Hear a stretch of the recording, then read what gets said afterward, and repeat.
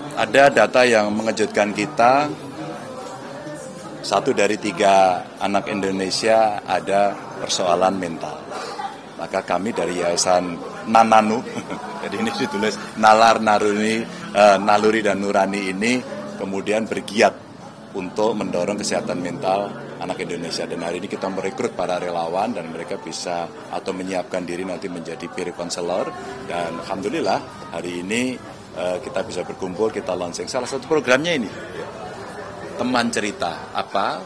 Ini semacam ruang untuk kawan-kawan yang kira-kira ada problem tidak nyaman untuk bisa berbagi cerita agar kemudian melepaskan seluruh beban dan kemudian bisa mendapatkan kenyamanan. Ini baru tahap pertama. Maka berikutnya nanti seandainya perlu tindak lanjut kita akan bekerja sama dengan para psikolog dan HIMSI hari ini ikut terlibat dan kami senang hari ini kita bisa bekerja sama. Mudah-mudahan bisa kemana-mana lah ke seluruh kota-kota besar nantinya. Sasarannya berarti anak-anak muda ya? Enggak, tidak semuanya, siapapun. Maka orang akan bisa memberikan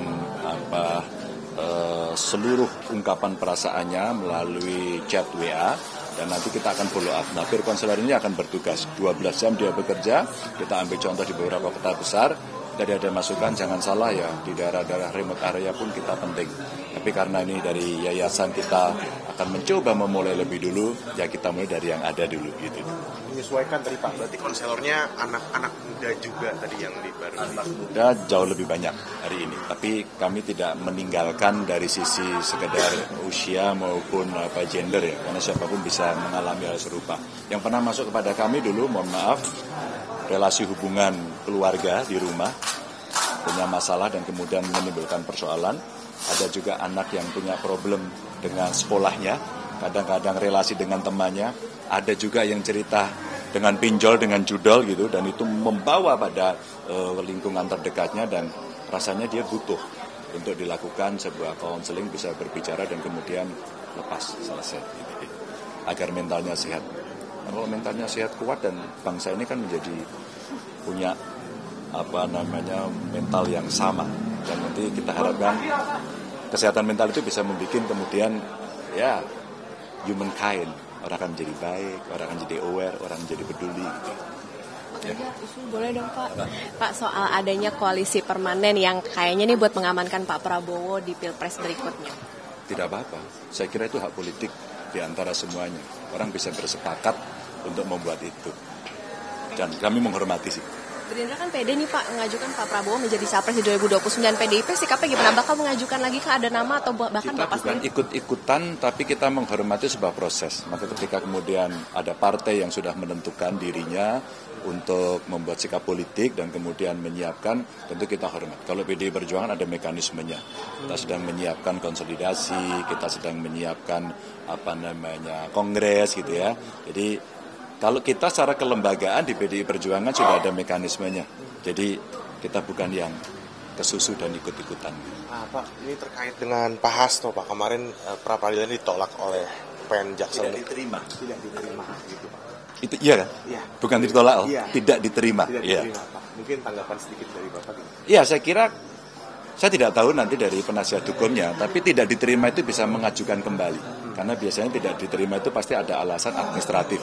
Kalau saya baca dari media kawan-kawan kemarin, ini mesti dipisah gitu dan sebagainya. Rasanya kalau saya sih mendorong pra-peradilannya diajukan kembali. Tapi saya tidak tahu nanti apakah Pak Hasto secara pribadi, terus kemudian dari partai dan dari lawyernya nanti akan bersikap seperti itu. Saya kira kita mesti membuka seterang-terangnya apa sebenarnya yang terjadi. Berarti upaya hukumnya belum apa-apa dari PDI Perjuangan? Kalau tidak diterima, kita kan masih bisa mengajukan upaya untuk pra-peradilan. Dan ini masih pra-peradilan kan, belum menyidangkan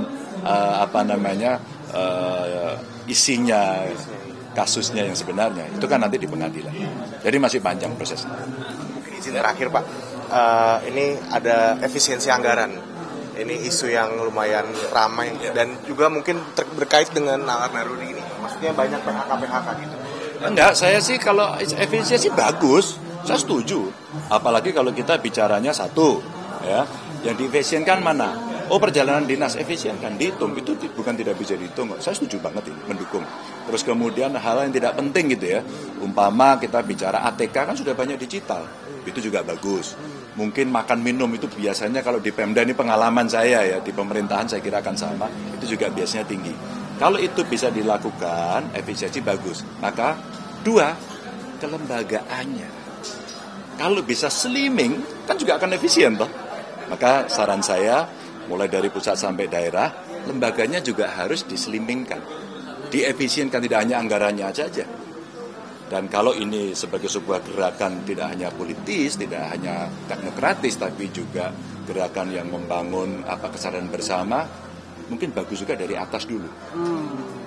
Kami selama ini tidak akan pernah menerima bayaran separuh saja, umpama juga akan bisa memberikan contoh yang baik. Oh, maka mereka yang duduk itu, mereka semua sedang melaksanakan ibadahnya. Untuk kemudian tidak berpikir pada fasilitas-fasilitas yang mewah. Itu saya kira kalau itu dilakukan, saya mendukung penuh. Tapi ingat, satu yang saya ingatkan betul.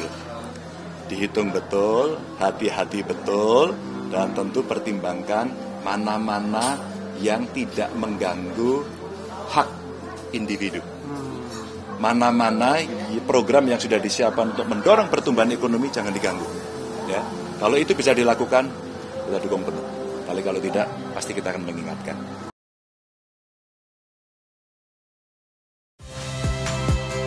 Saya Nitya Anissa, saksikan program-program Kompas TV melalui siaran digital, pay TV, dan media streaming lainnya. Kompas TV, independen, terpercaya.